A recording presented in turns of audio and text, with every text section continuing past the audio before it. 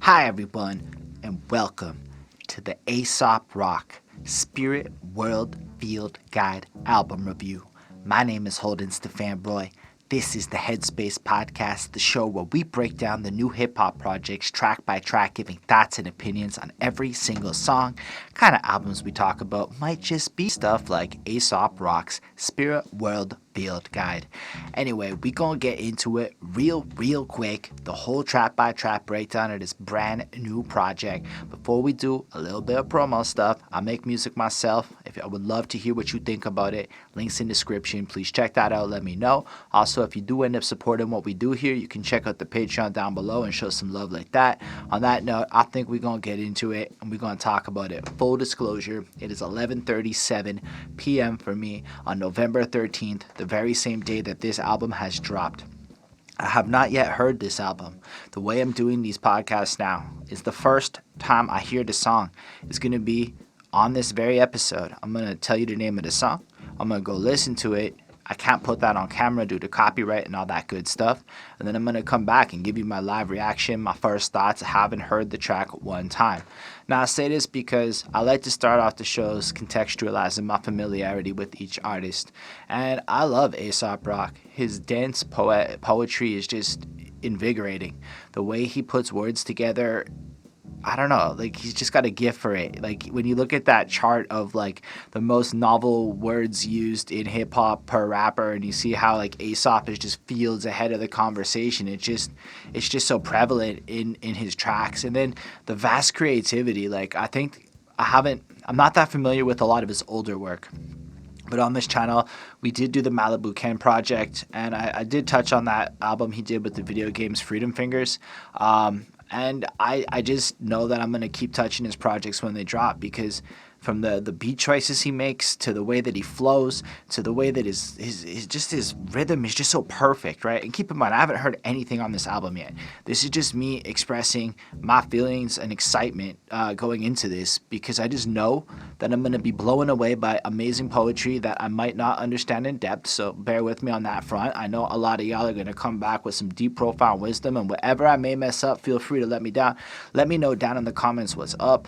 And yeah, that's about all I got to say going into it. I'm just real excited. I want to know if you're real excited like I am. Let me know. And I like to start them all also just describing a little bit the album cover. I think it's beautiful. I think this little cartoonesque forest energy just kind of pictures like a beautiful but haunting, with the skull coming floating down, just feeling of a spirit world in the sense of like a fun fantasy video game, but also just kind of a little dangerous. Like maybe something's corrupting it, like maybe something's messing it up, and we're gonna need that field guide in order to navigate and get through the jungles of it. I love the title. Like we're gonna go on this mystical journey, maybe through his mind, through his soul, his perceptions of the world today, and this is gonna be like the field guide to navigate this crazy universe that he's put together. So that's kind of what it tells me. Maybe along the way, my understanding of the cover will become more profound, and I'll update it at that point. But on that note, I think without further ado, it's going to be a long review with 21 tracks. Let's talk about Hello from the Spirit World. Yeah, this is a fantastic introduction to the project. It's got this goofy little beat that's just kind of dingly, almost video game-esque in its feel, and I really like it. But what really amplifies it is the way that he cuts certain sounds in. As an example of that is when he goes, "These insights may be illuminating for some," in the middle of the verse, and he adds like a laugh track, like honest, like you know, the superimposed comedic effect. Like, look, this is just how the general people are gonna treat stuff. I'll tell them to laugh, so they're gonna laugh. I don't know. I just thought it was really like an interesting, subtle effect to kind of add a layer to the tone, like there is this vanity to the world. But I like the way he flows it. It's pretty clear, it's pretty straightforward, and it kind of reminds me of the introduction to books like How to Win Friends and Influence People, where it kind of gives you an understanding of the point of it. Like this is meant to be like Aesop Rock's, you know, survival guide through his spirit world, which might be his interpretation of life, maybe it's how he sees things going on, maybe it's literally just meant to be this album. But the way he presents it, like each song is meant to be like a specific topic that we're going to explore, and some are meant to be relevant to you or maybe more relevant to you than others. But once you've gotten what you need out of it, make sure to take the time to check out all the other ones so that you can fill out your whole understanding of things. Like, even if it's a convoluted experience, even if his thoughts and ideas are too profound and might stir up some stuff, he felt like it was worth sticking to the vision he set out for himself, and I feel like he conveyed that.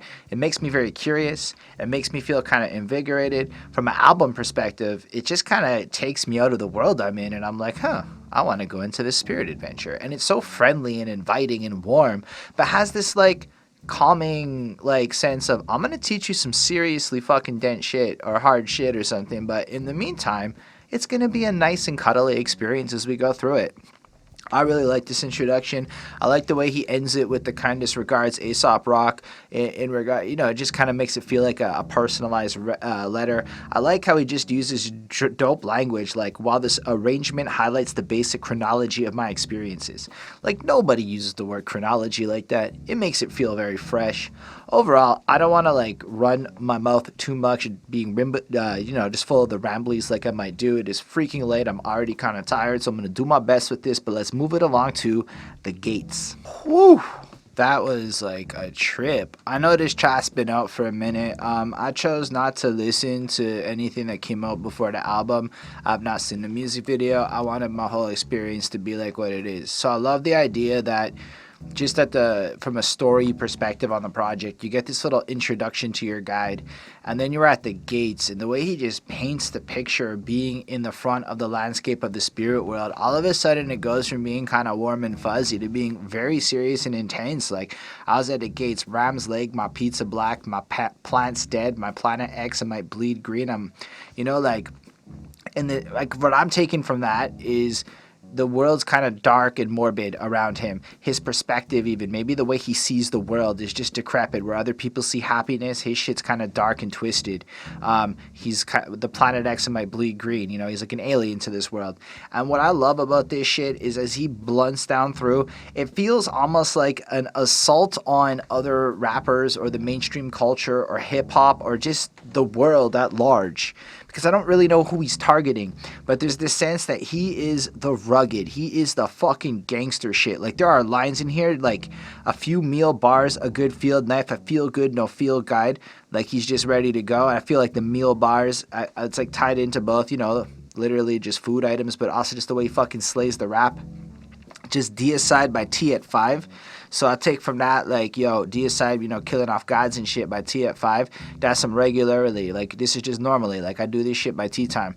Honestly, it's just that level of shit. Like, it's just this power to the way he slays it. He glasses on that flow. He just rides it so smooth. Everything about it is tight. He just kind of, and it's very modern-esque. Almost like he's taking on a more, like, pop sound with that rugged way that he's mixing his voice in. There's like nothing in the vocal mixing except for that part at the chorus where he like pitch shifts right down and kind of sounds like modern pop mixing in that regard.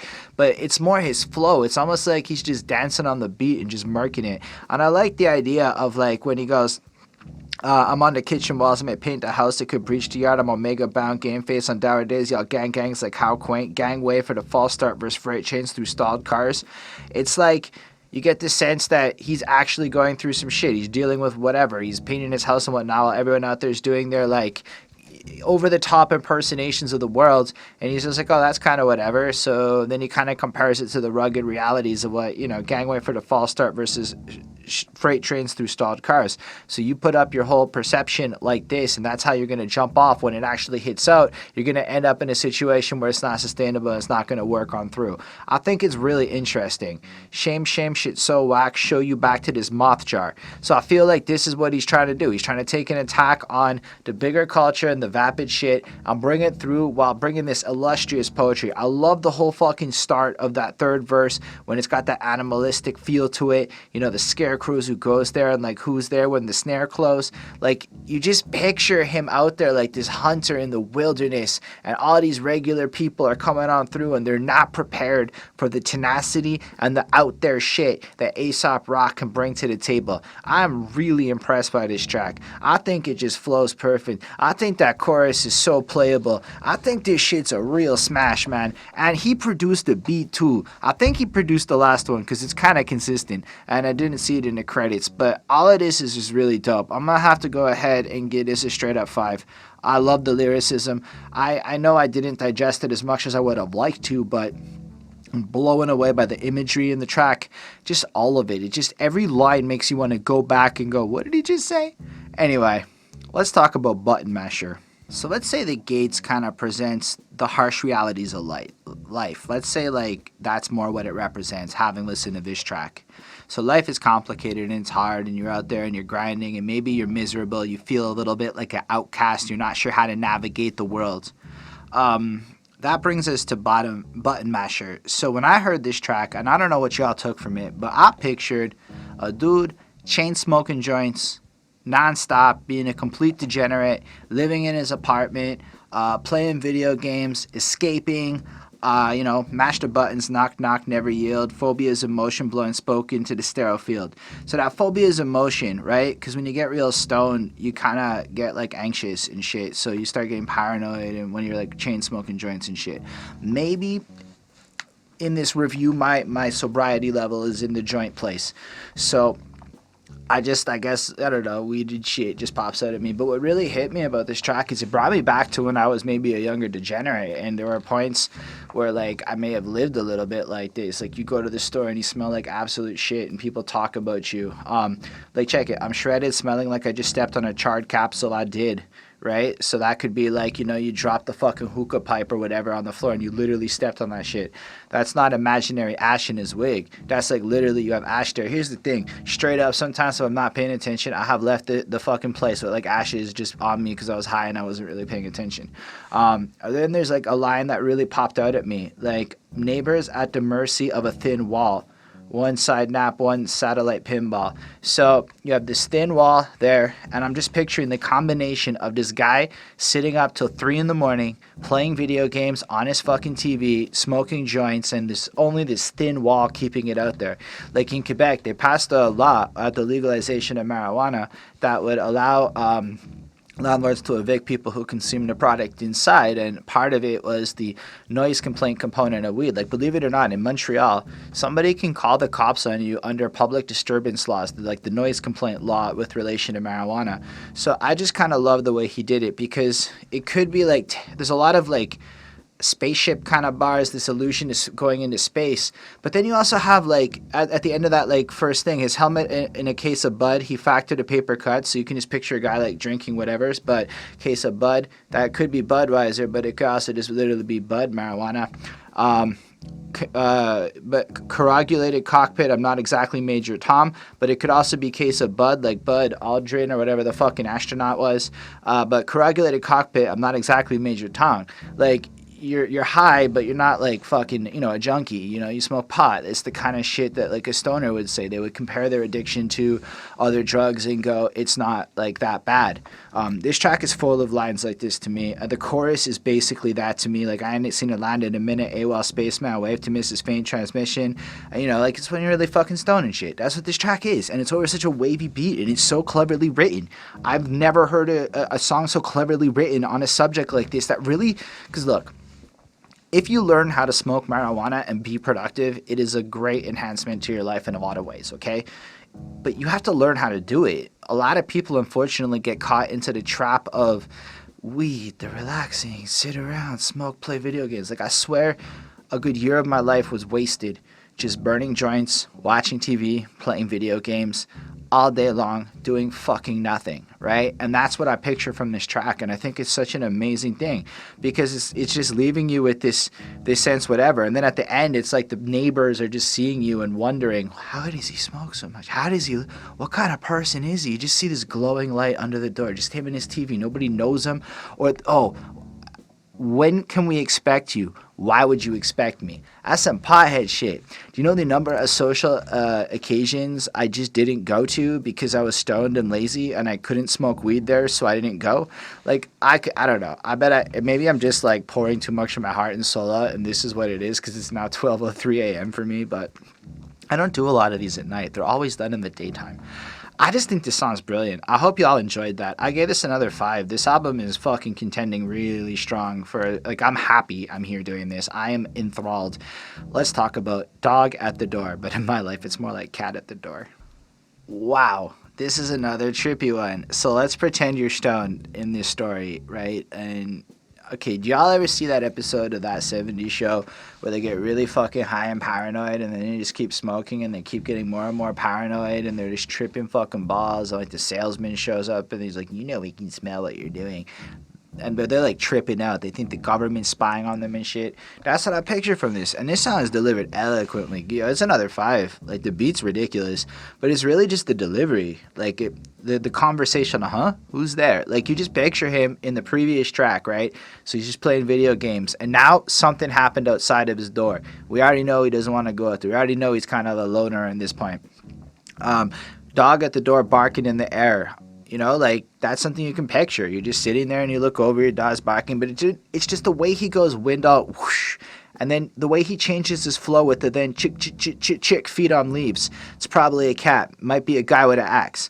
So let's say you're sitting there, and again, if you haven't smoked copious amounts of marijuana and gotten paranoid in the middle of the night, maybe you can't fully relate to the emotion that I feel that is being captured here, but it is this whole song proceeds to just trip out, like, the way he's going, wondering what it is. Maybe it's some crazy trap out there. Like, I'm thinking it's pretty damn sophisticated trap, utilizing some technology I didn't know we had. Maybe I'm entirely tripping. It might have been the neighbor's kid, but I might have suspicions. And then he builds up this narrative in his head about somebody coming at him all whatever. And then the last couple of lines crack me the fuck up. Fine, it might have been a baby squirrel who tumbled from the nest. Yo, because check it, man. Squirrels is fucking loud. We have squirrels around here. They screech. They make all sorts of noises. And all the animals in the neighborhood, if you listen for it, are pretty noisy. And I love how he just flips it, because he's stoned and he's fucking whatever in his mind. He says, no, it was the suspicious thing. It's probably just you motherfuckers missed. Like, you came at him, you couldn't get the job done. I thought this was fucking brilliant, yo. Like I said, this album is great. I mean, I'm going to just say that you should take all my grades with a little grain of salt. This is first listens, and maybe if I listen to it more and more and more, my real grade would kick in. But on my first reaction, I feel like this is an experience. Like, we're going on a fucking journey, and it makes me so excited to see what happens next with Gauze. So, I'm gonna be real with you, this one had a lot of that more. I had trouble picking apart the exact tone of it, so I'm gonna take my stab. I feel like this was, if we're going back on that, like, we're going through his mind. This is like a journey through his mind of sorts. This is the part where he's kind of like letting you know, look, it's not exactly happy thoughts up in here. I'm not like a good friend of yours. Being a friend with me may come with some complications. Like, I really enjoyed when he kind of pointed out, I don't know where the exact bar is, but like, I come with lots of things, but I don't really come with answers, you know, I don't really try to solve the situation. I love his flow. I love the way he rides on this. Again, tapping into that like super quick paced, upbeat, almost modern flow, but with over this like guitar driven, heavier almost sounding beat, but it's got like this nice fusiony sound. So it's almost like I can do what you do, but I'm doing it my way. And I really appreciate that flex that he's making on this album, because I think a lot of people, especially in the more underground side, like to talk about how they can, like, you know, do a bunch of shit like the mainstream. But I feel like Aesop is just crushing the mainstream at their own fucking game. But yeah, so that bar I was trying to point out before is from the crock in the mold to the gold in the chest. From the crock in the moat to the gold in the chest. Notice I don't program any actual way to progress to convey an effect. So I feel like he's painting it all out there. He's creating this imagery. He's painting out the whole picture. But at the end of the day, it's more like he's diagnosing a problem with his bars. He's pointing out to you the world of what it is, but he's not really going to help you get through it. He's not going to go through it. I don't know. I really like it. I like how, like, just dismal. That fray, that plague, that bayonet, that hate, that face of death, that all in together. I'm afraid that train is left. And it's almost like he's done trying to appease anyone. He's not trying to make friends with people. I like in the second verse when he's like, I go from a homie to bogey and ghost. I'm sorry if you know me as both. Where it's like, you at some point are close in his life, but then something kind of happens and he just kind of gets introverted and disappears. But there's like a sense of self-awareness, like he's like sorry if at some point you were his homie and now he's ghosted out on you and you're no longer around. He's acknowledging this, but this is just kind of who he is.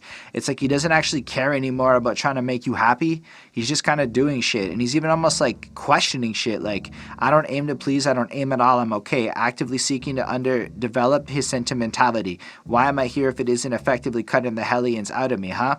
And I feel like there's almost a bit of a questioning the purpose to what he's doing here, but really it's about himself. It's about what he's trying to accomplish, not what you're trying to do with it. But I love the idea, underdevelop his sentimentality. It's almost like I'm trying to tone down the deep sense of like empathy or emotional whatever that drove me in the past. I'm trying to like calm it down so that I can be calmer. Like, why am I creating this music if it isn't to get the pain and the darkness and the chaos out of me, to get rid of it? And I love that idea. I love the whole sentiment of this track.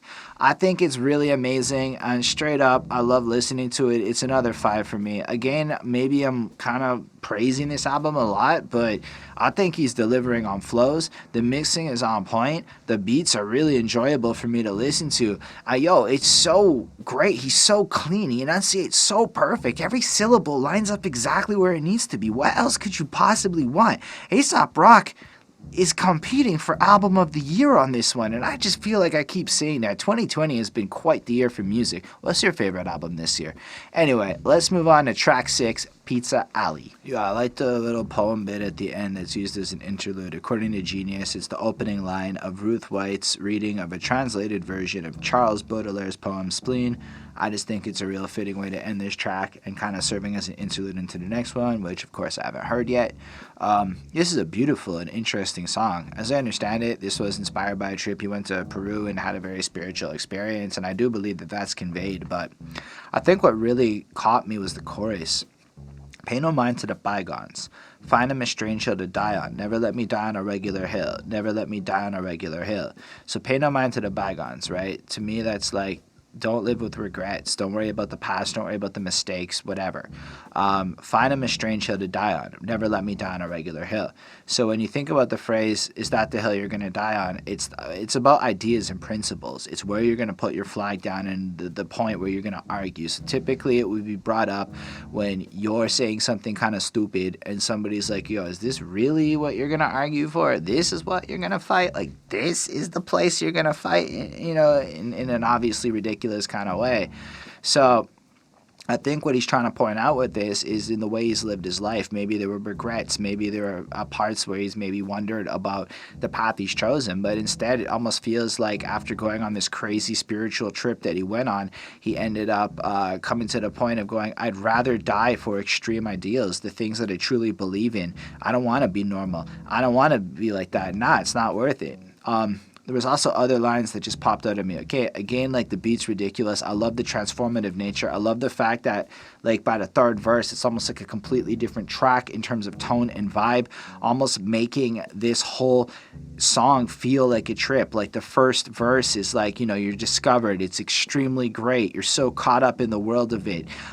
You're just excited to be there, and you're just willing to embrace it. Then by the second one, and I feel like you're just kind of getting into the moment, like, smoke the dope and raid the tomb. Like, we're going to get into this experience, and that's how, like, the first verse ends. Then you get your chorus, then you get the second verse, where it's just, like, it flows through. There's a lot of, I feel like it's abstract storytelling. Like, each line makes sense. Like, the local homie blows smoke on his wounds. It's, like, literally probably, like, a dude doing a local custom thing, but also probably has some deeper metaphor I'm not getting.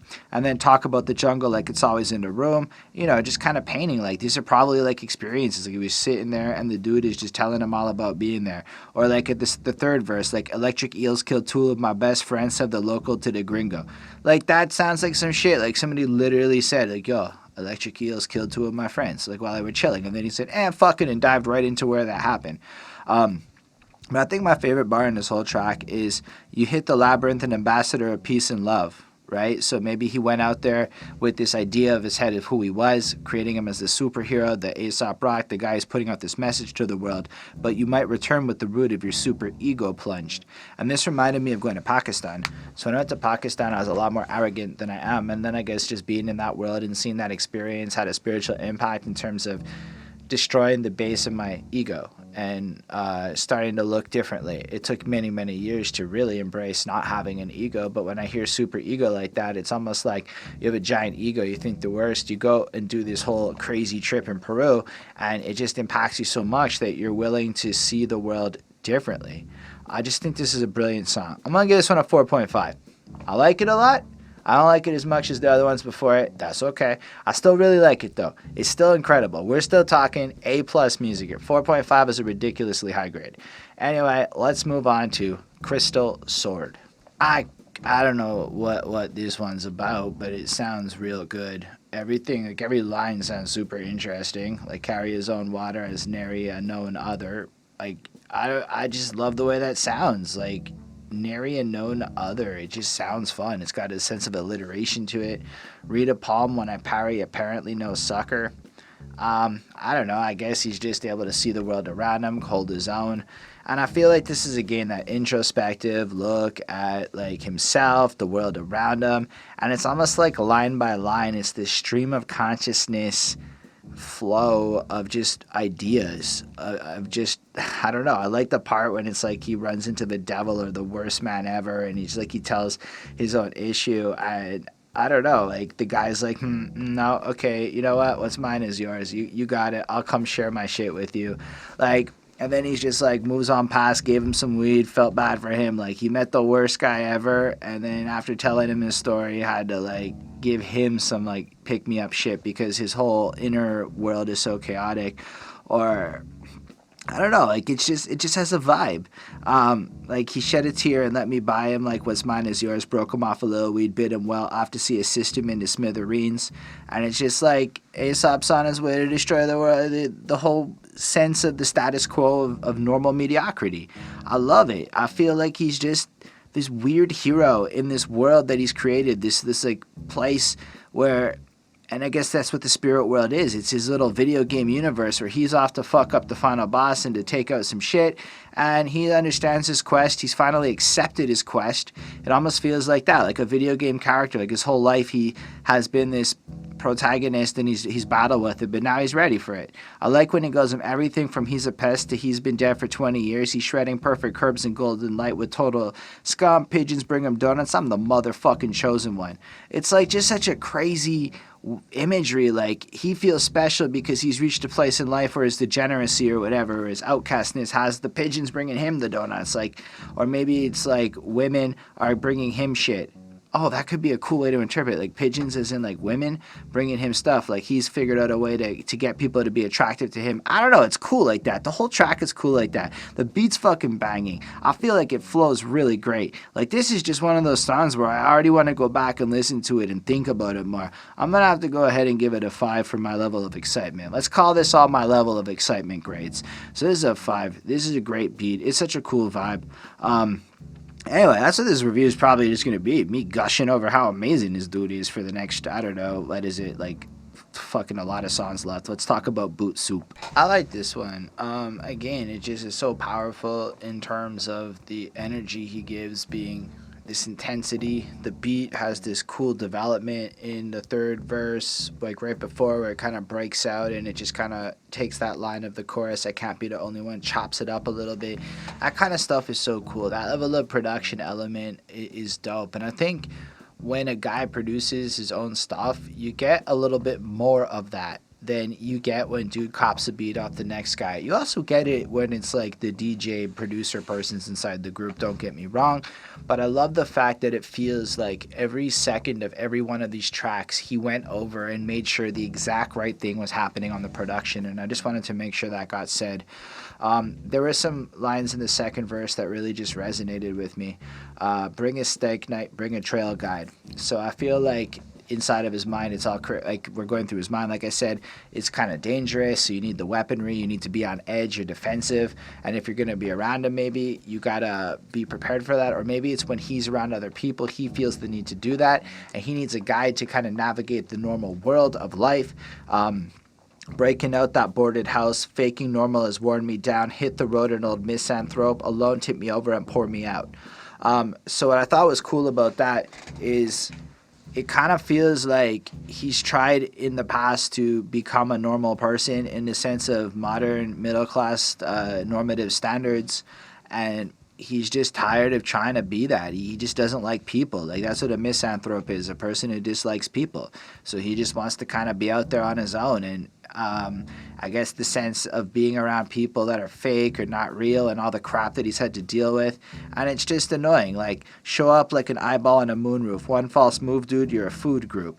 And I think that's interesting how, like, if you fuck up one time, whether it's him fucking up around other people or people fucking up around him, the level of trust gets messed up. Everything is complicated. And it's like being around others messes up his vibe. And that's what I take from this track. And then it's like, I like the chorus where it's like, know the few five fo fum, notice a bouquet of bone and blood. I cannot have been the only one. Cannot have been the only one. And I feel like he's sitting there looking around at this kind of song and dance of life. And he's just like, everything just feels so fucking pointless. All these people around, everyone trying to get along with everyone. And it's like, I can't be the only one who feels this way. Nah, I'm just going to stick it out the way I want to be because that's just who I am. I really liked it. I thought, in general, it's the same level of dense writing. I'm not going to go waste my time trying to tell you bars I can't break down. I'm just saying this track is worth listening to. I'm going to throw it up with another 4.5 on 5. It's really like this album is pretty next level so far. Anyway, let's move on to the next track, which is called Coveralls. This is cool. I feel like we're kind of exploring his isolationism here. You get the sense that, like, he doesn't care about the regular shit, degeneracy. Like, I feel like he paints himself in such a decrepit way. Like, I could give a fuck if there's mold on my daily bread. I'm a foe to the fainting goat. I'm home on the razor's edge. It's like he doesn't care about the regular shit. Like, moldy bread could technically kill you. It's a risky thing to do, but it's also like a sign of negligence. Like, you're not even paying attention to, like, your old crusty bread that got moldy. But then, because of the tenacity of that, he's a foe to the fainting goat. So all these goats are kind of fucked up, especially people who maybe even his own age in this game, who have been around just as long as him, who are not able to hold onto their throne inside of this world. Like, take like an Eminem figure who is debatably not maintaining the throne, depending on who you ask, is just an example. It doesn't really matter what you think of Eminem in this moment. But he's willing to come at it with this tenacity and push shit to be himself in a way where other people might not be. That's kind of how I felt about this. And again, he just paints this serious picture of the world using his abstract imagery and the way he's been doing on this project, the way I guess he just always does. One of the favorite things he did is when he goes, giant slalom, circumvent the cycle, pomp, womp, womp, circle to the watering hole. Like, you just get this sense of, like, literally pumping water in that sense. But, like, it's just so cool the way he made it sound. I really enjoyed this one. I feel like there's just little moments where you get senses of his relationships with people and the strained way he deals with folk. Like, family approach him like he sat up in his coffin and spoke. We only talk an awkward hello after awkward hello. Most of the visitors request I be tied to a chair. I wear the skin of my detractors. Maybe try not to stare. So I really related to that in a sense. I don't really get along with my family and stuff. It's kind of awkward. And as my life goes on, I find it harder to relate to people. I mean, I go on my quests and I go do all my stuff and I try to become my own, but I kind of like that. I wear the skin of my detractors. Like, the hate of other people fuels me and gives me the armor I need to kind of go through it. And the more my detractors kind of are there, I take from them their shit and, like, their criticisms. So, like, in a sense, it's self-deprecation, right? So wearing the skin of your detractors, maybe trying to stare, is when I take all those negative things people say about me and put them on blast. So, I'm very aware of them. I'll put it out there in the worst of who I am. So, don't bother trying to stare. I'm, like, almost know it. So, yeah, I love it. I love the way you put this. Every time I look up from the paper, I see animals exhibiting irregular behavior. That's a great fucking double entendre to me, because on the one hand, it could be like him in the woods in a cabin looking up from a paper, literally seeing animals doing some shit. That's kind of weird. But it's also like people acting out in fucking wonky ways. Even though I know it's a warning, I'm back on my old shit like any other morning. So it's like he kind of knows maybe this is like a sign that things aren't like normal or the way it should be. I love that back on my old shit like any other morning, because it's like, you know, when you're taking a shit in the morning, but at the same time, it's like I'm going back into the ways that I know are going to work. Like, this is just kind of how it's supposed to be. I like it. And then I don't know. I don't know what else I can say about this track. It's really strong. It slaps as hard as the other ones. It's really enjoyable. I really think it's cool when he goes, escape at the undisclosed, aloof, and newly mummified. You're upsetting the customers. You should see the other guy. Wait. And it's almost like maybe he's reconsidering in the sense if he's too offensive and he's trying to push people to like the competition. Maybe that's taking it a little bit too far. But in the sense, if like at the end of the day you're not down for the cause and you're upsetting his vibe, fuck you, get out. I really like this. I really like this track a lot. I'm gonna go ahead and throw on another 4.5 on this. It's a really cool track. I think he's doing it a lot on this album to great effect. We're somewhere around the end of the chorus before the third verse, the beat flips up a bit, and I think it just keeps bringing life into these songs. I think his wordplay is just amazing. I don't know what else I can say about it without being dribbly, so let's move on to Jumpin' Coffin. So the first thing that popped out at me is this is probably like the 5th or 6th track on this song where he literally has a coffee bar in some way. In this case, it's sugar in the coffee like a seance in the TV room. I don't know. I just think it's cool that he likes coffee that much. Like another one, he's talking about like a mug with the spoon still like stuck up, and I just think it's like I guess he drinks a lot of coffee. I guess that's like a really important thing to him. It's an important thing to me too. I wish I could drink a coffee now, but then I would never sleep tonight. I really like this again. Like this track allegedly is, and I say allegedly because on Genius, Aesop Rock has these little anecdotes or little 2-second things he put down, like this is about like letting the spirit world talk to you apparently, and you can kind of see that in the chorus. Some try to combat any kind of odd force trying to make contact, nah, let it in. Some trying to stonewall any kind of woo trying to make a phone call, nah, let it in. And then in the second verse, it got me really thinking about what that really meant, right? So ring around the Revenant, let it in, said he wasn't ready yet, he never left to etch a sketch.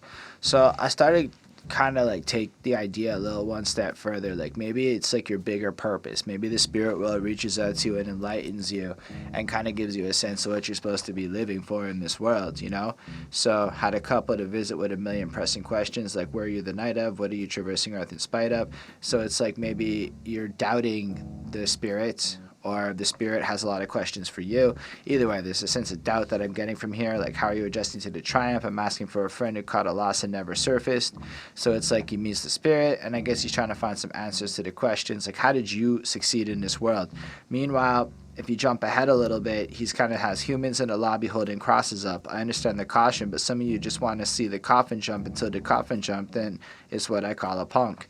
So I took from that there with the idea of like religious people or, you know, waiting for death to start life in the afterlife in a sense, right? So instead of maybe embracing the will of the spirits and, you know, kind of living your life to the fullest now and to start embracing stuff, people almost hold themselves back in a sense of servitude, waiting until death, because at that point your life's going to start. But when it kind of dies, that's, you know, when he's seeing it like that's the end, that's when it's over. So you didn't even get to where coughing blood and talking tongues. So that's kind of pointing out the kind of twisted sense of religion. Like, you don't really listen to the spirituality of the world, even though you're caught up on religious norms. And I thought that was such a cool way to like lay it down like that. I also like the end of the verse. Not to mention, once you hassle the horde, it doesn't matter how much furniture you stack at the door. So it's kind of like, at a certain point, you can't really prepare for death. You know, you can't really prepare for the things that are coming. So if you don't really kind of live your life to the fullest, you know, there's certain things that are just going to happen anyway. And if you kind of test it, I don't know. I liked it a lot. I kind of lost my train of thought there. I also thought it was really cool in the last verse when he's like, take a second for some bacon, take his head off when in transit, I don't coexist, I don't exist. So I guess in a sense he's kind of going back to the isolationist point of view. Like he's not really interested in the whole kind of world out there. He's just doing his thing. Even JC miss him with the loaves and fish. You feel dementia like getting closer, like the devil. Getting closer like the devil getting over. Now his antennas are roaming for Radio Terra Nova.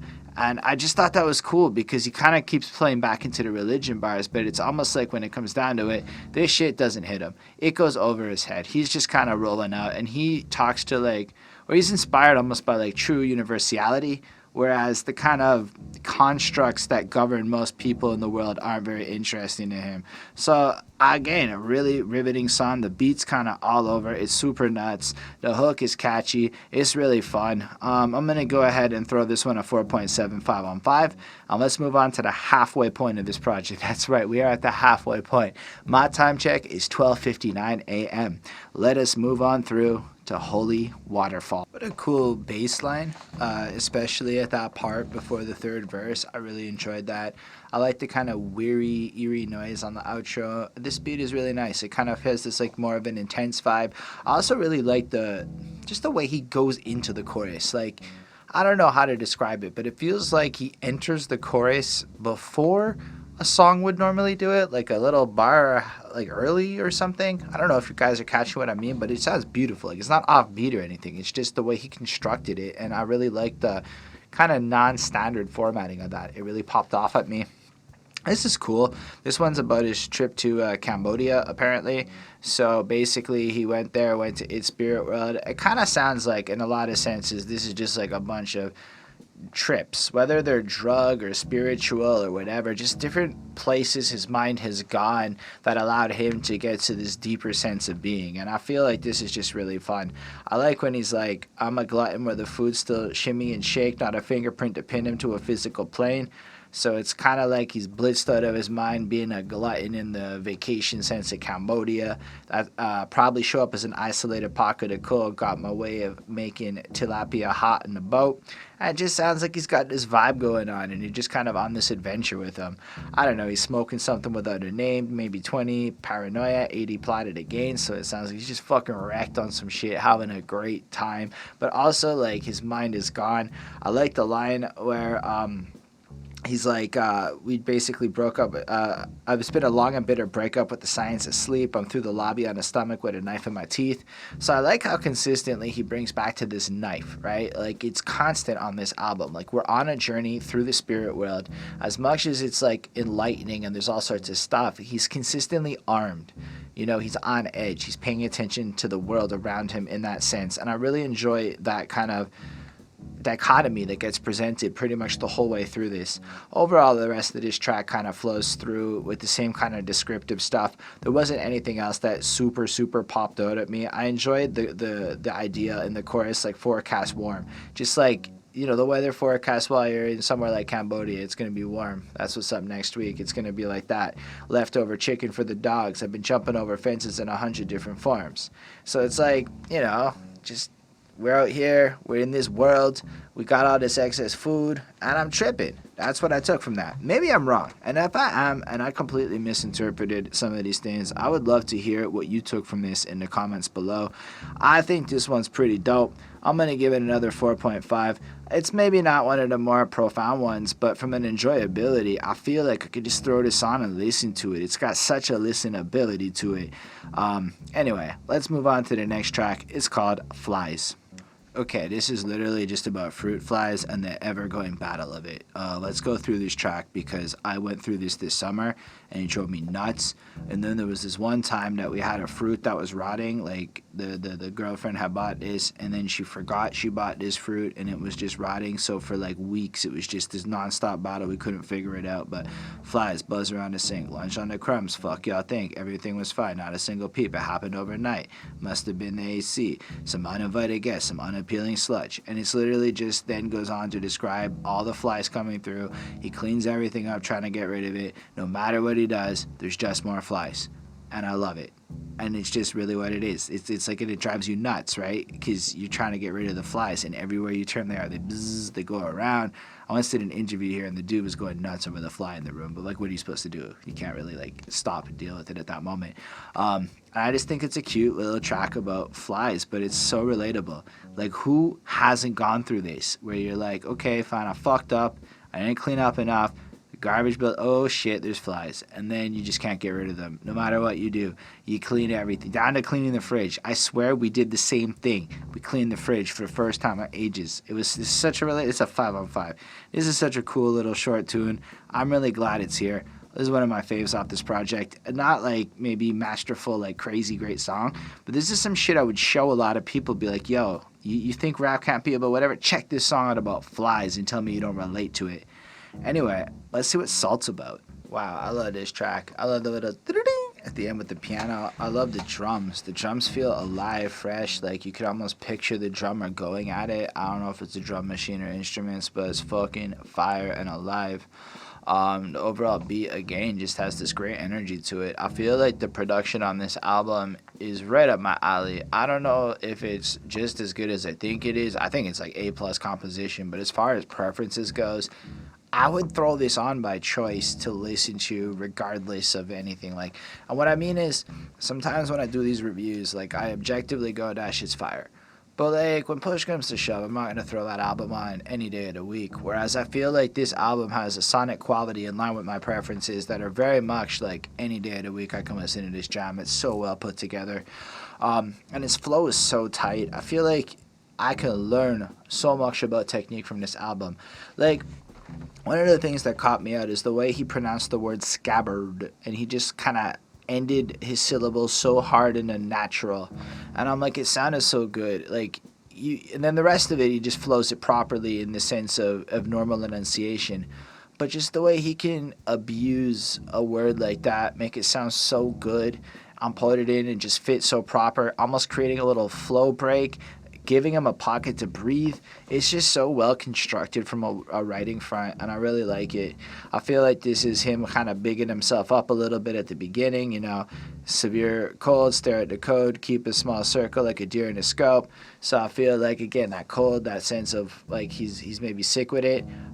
He stares at the code, and I believe that's like the G code in a sense, or the way you're supposed to be, the proper way of living. He keeps his kind of small circle, you know, people around him. He's established this a lot, like a deer in a scope. You get it, the whole point.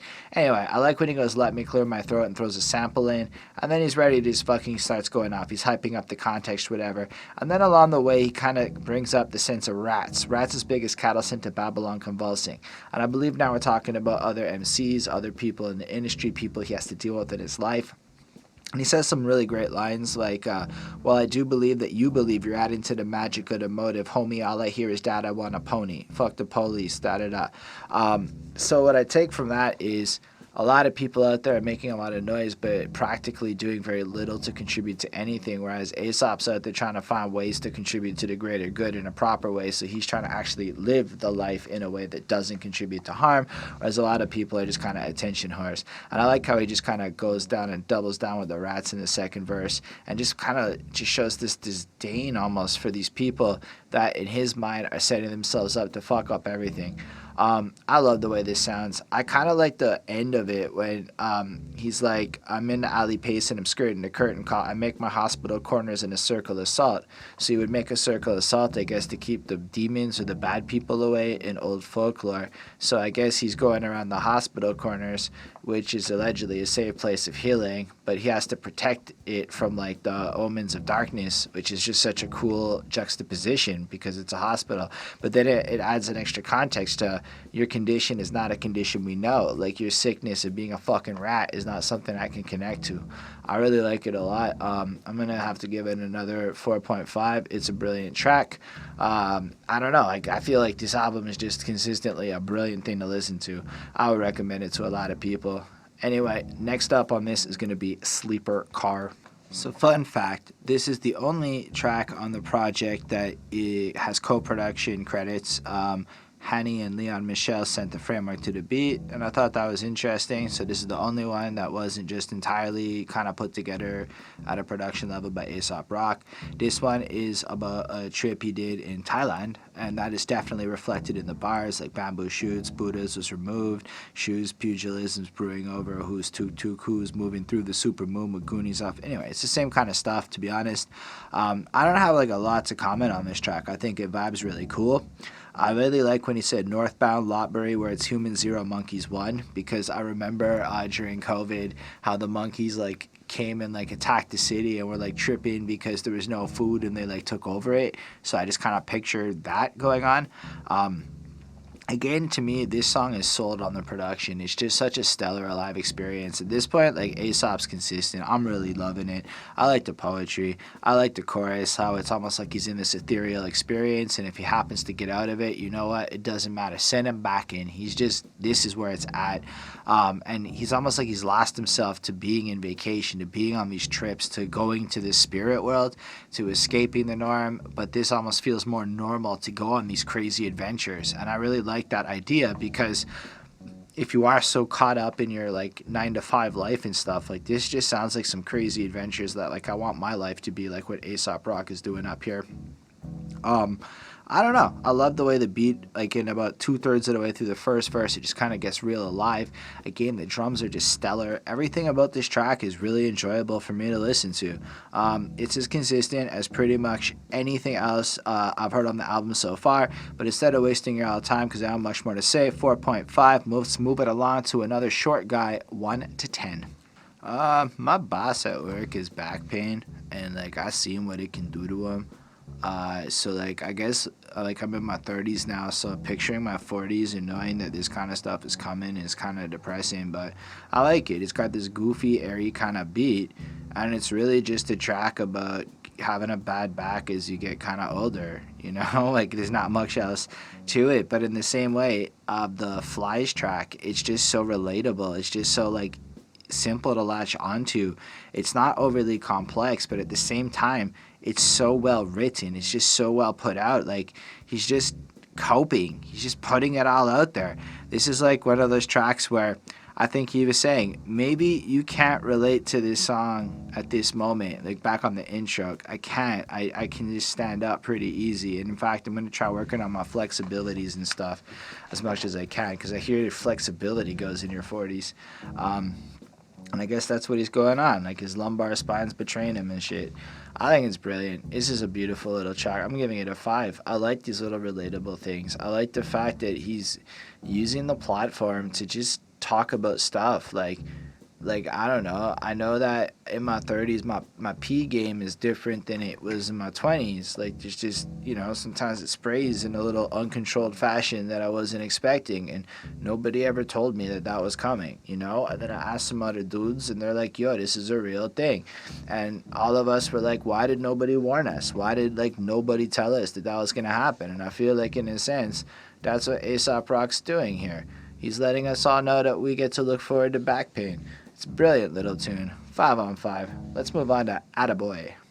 Yo, that guitar work is stellar. Like, seriously, the instrumentals on this album are just, like, composition after composition of varying genres. Like, this almost had, like, a jazzy kind of feel going on to it. And I can't say I've heard that on this project so far. So being so late into this album, given the number of tracks, because the length is all right. Like, a 12-track of 5 minutes album, like let's say the Don Illuminati, is the same approximate length as this album, but because it's broken into 21 tracks, right, that means you're basically putting up 21 sounds.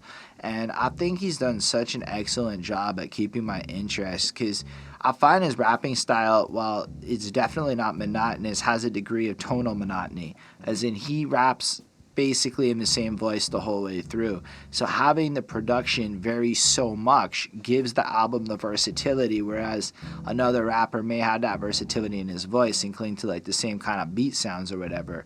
I don't know. I really like this. I feel like the track is almost like the whole album in like wrapped up, like the intent of him as your spirit guide. It's like he is who he is, and he can show you his whole kind of warped perception of the world and kind of take you through his mind and give you a different way of seeing things.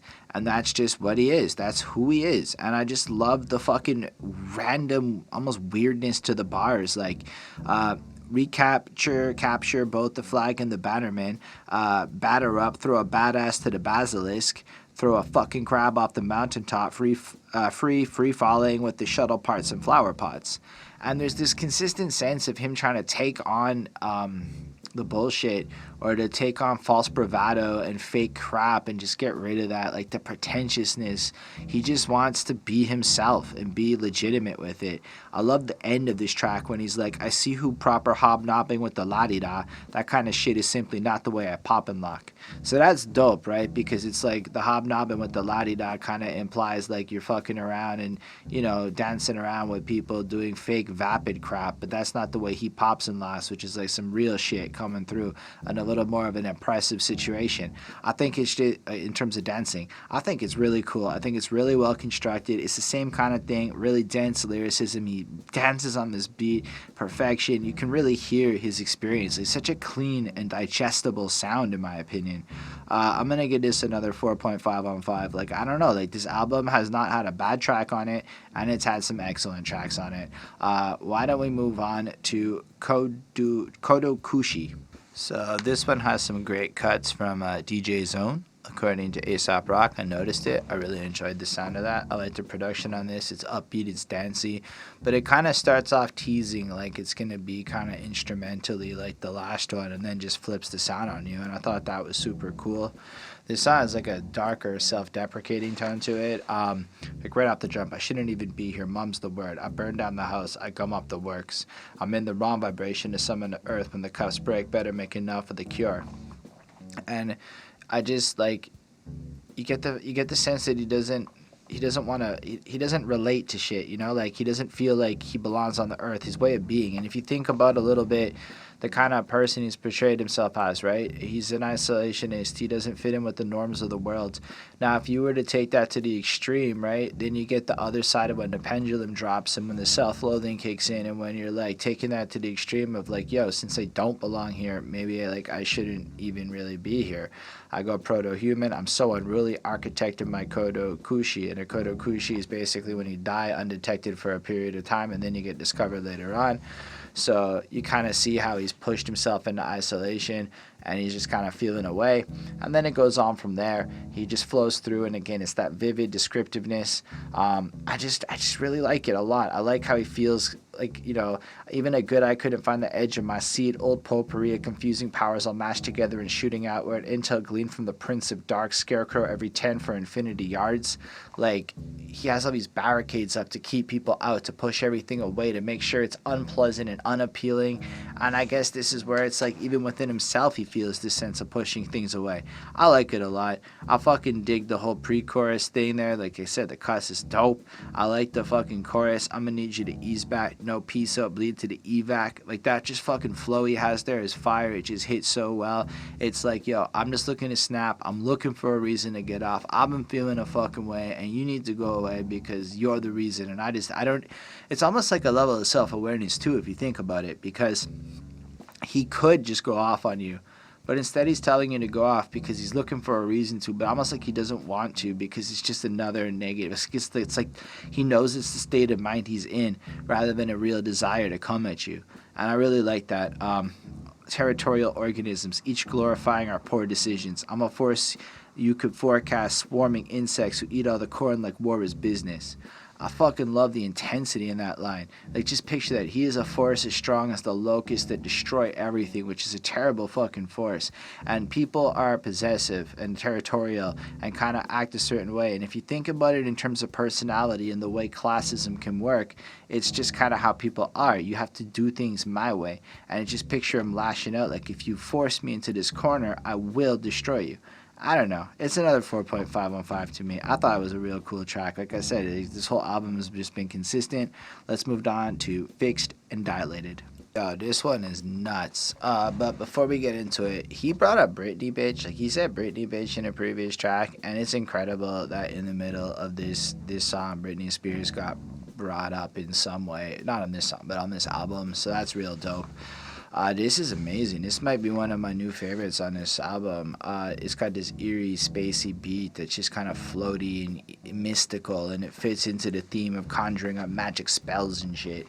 But then it just picks up with the drums at the start of the second verse or the chorus or whatever, and it just explodes into this whole song, and your head just starts banging, and you just feel the completeness of it as it explodes.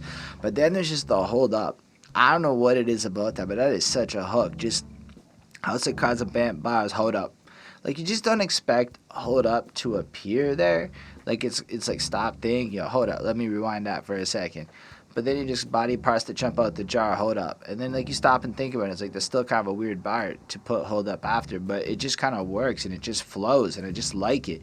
The Cobra make a circle in the yard, hold up. So now it's all kind of weird and mystical, kind of sounding like, think about that. House of Cards and Bent Bars, that's kind of like magic or a carnival or kind of out there. Body parts and jars, it's kind of like, you would picture like a witch's house or something. I've been playing a lot of Witcher, okay?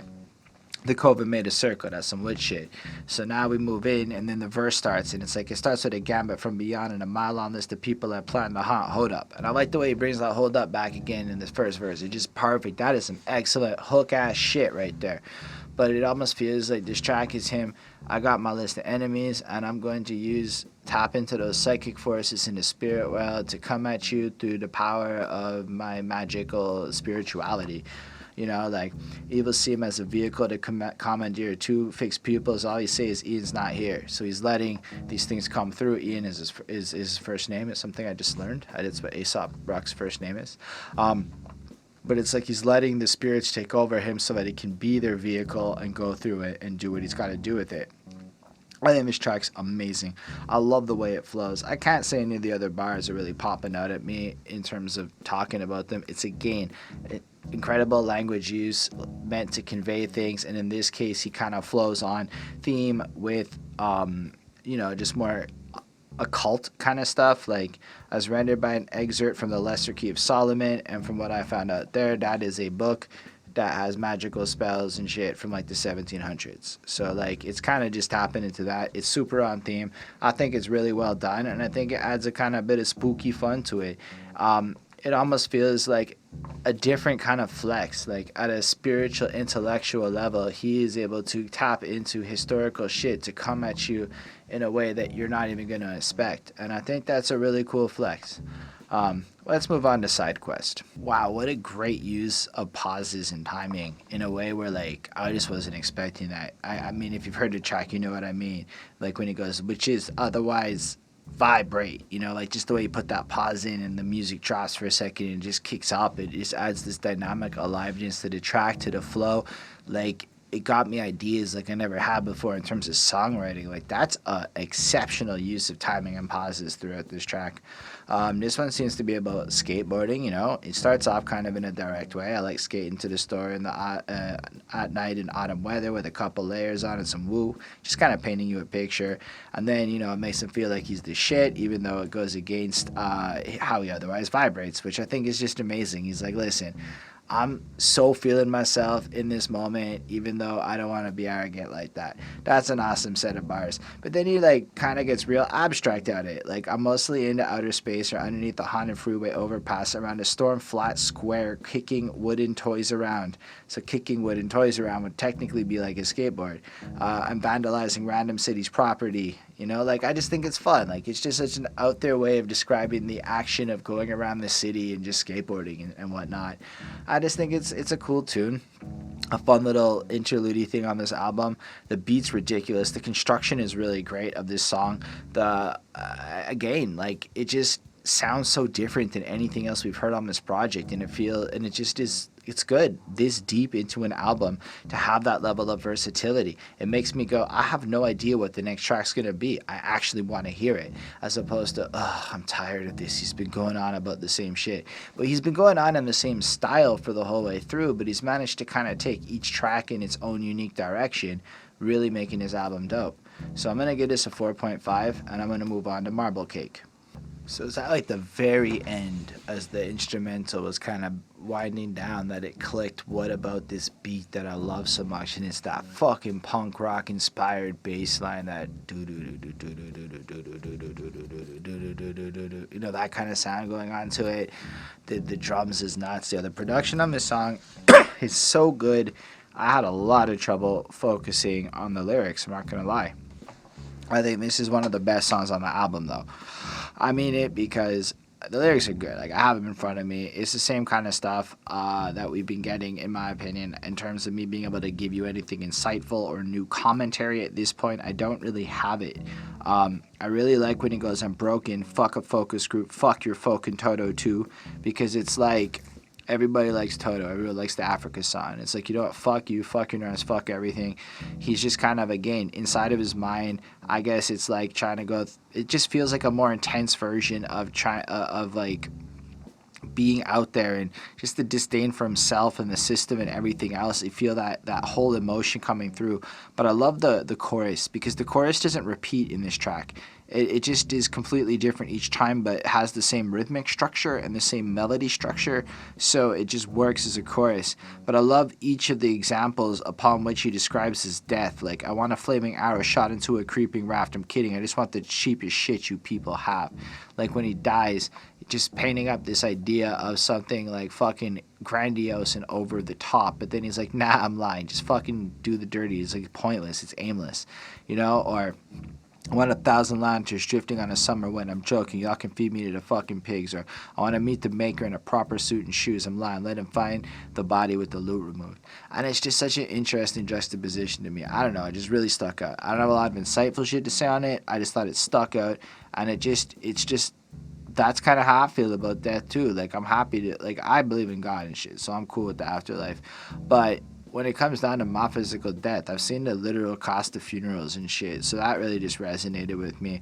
Overall, it's really enjoyable. I like when it goes, meet the neighbors when your resume is skeleton with ore. That's really cool. Your poodle made the paper. Let's keep it at shoes in an elevator. So again, that dislike of people around him, the small talk, the aimless shit. Like, look, you just rather not have to deal with people. I respect it. I'm giving this track a 5 on 5. I don't want to ramble on, but yo, that was some fire right there. That was definitely, like, that beat is just nuts. I can't describe how much I like it. The last track on this project, because we finally did it, it is, 1:57 a.m. for me. The girlfriend's gonna kill me. It's the 4 Winds. What a fun way to end the album. Because, like, Aesop Rock had this interview that got quoted a bunch. Apparently to him, this is like the epilogue to the album, kind of an open way to end it, whereas the real ending of the album is a Marble Cake. But I kind of like the way it ends on this. Like, Marble Cake is really intense and just kind of like feels like in the depths of his mind, this is where he's at, and we're at the end of the journey, kind of say. But then here, it kind of feels more upbeat. Like, look at that chorus, you know, sideways rain that chews the zoot up, you know, it's kind of an intense situation. He's okay losing a shoe in the mud, so if it goes bad, it goes bad, you just keep moving. Sideways rain that chewed the roof through, home by 12 and 2 shoes. At the end of the day, it all worked out. I like a lot of parts of this. It seems like it's really fun. I like when it goes, I look like a dick in my picture ID, but the pic isn't me. I don't know. There's something about that hit it. I can't really figure out the more profound meaning. Maybe when he looks in the mirror, he doesn't recognize himself, or the idea of who he is versus the governmental version of who he is don't like align. He doesn't see how he fits into a system. I don't know. I just like the way that sounded. This track just is really good to listen to. I like the third verse where it's like the first half is him describing his house, and it's like, oh yeah, the one with the red cross and bread on the door, and the one with the werewolf in front of him, whatever. And then he gets to the point where it's like, oh, wait, which one's yours? I don't care. Ignore that. Don't care. Toast the march of the uncombed hair. Came in it. Then I like how he like brings a moat to the social. He doesn't want anyone around, and it's like as much as like he kind of standoffish and doesn't like people, it also feels like he went on this adventure. He went out, and even if he hated it and it didn't work, he still put himself out there and went on the ride. And yeah, maybe it didn't, work out, and he just kind of left and he just kind of bounced out on his own. It still feels like at the end of the day, he went out and he got home safe with 2 shoes and everything worked out fine. and then it just ends on such an abrupt note, and I love it. I like this track too. It's a great close to the album. It's an airy, lighter beat. It's a 4.5 on 5 for me. And that means we did it. We got to the end of this album. I love this album. This is an amazing project. It's really a contender for one of the best albums I've heard all year. And I say that a couple of times, but like, as far as my enjoyability goes, I think every instrumental on this project, 21 of them, were really great. They were all well composed, extremely cool to listen to. Aesop Rock just has an ear that like creates a sound on this album that really resonated with me. So I don't know how much of it is objective, but I really loved it. I think lyrically he does what he does best, but also keeps it super versatile and lives up to the journey through his mind. I feel like in a lot of ways you get to this personal experience of how he perceives the world in more of dealing with people, why he chooses to be kind of isolationist, but at the same time you get these little snippets of regular life, like I'm a person too, like on that Flies track. Completely amazing. Overall, I would recommend this album to a lot of people who might not be as willing to give hip-hop a chance. I know my literary geeks would be all up on this. I just think this is a well-rounded, really well put together album. I really liked Malibu Ken too, so like for me, I haven't touched his older work yet. If y'all want to see me review some older Aesop Rock, we can totally make that happen in the future, but like for me, this is an amazing experience. It's got depth, it's got maturity, and in his own abstract way, it's basically him saying, like, I've learned to come to love myself for who I am and find the purpose in who I am, and you should let the world communicate to you who you need to be and pursue that yourself. And I think that's a really cool message to deliver across this chaotic range of emotions that go on inside of his brain. It's a dope album. So yo, thank y'all for being here with me. Let me know what you thought of the review and the album down in the comments. Like the video if you liked it. Hit the subscribe button, all that good stuff. Special thanks to the patrons: Ismail Dempsey, Chris Prado, Jonathan Barnes, DJ Black Hurricane, Linda Williams, and Scribble. They're dope. Support what we do. And yeah, if you like us, you can support that as well. I make music, as I said at the very beginning. You can check that out. Links in description. And on that note, everyone, live long and prosper.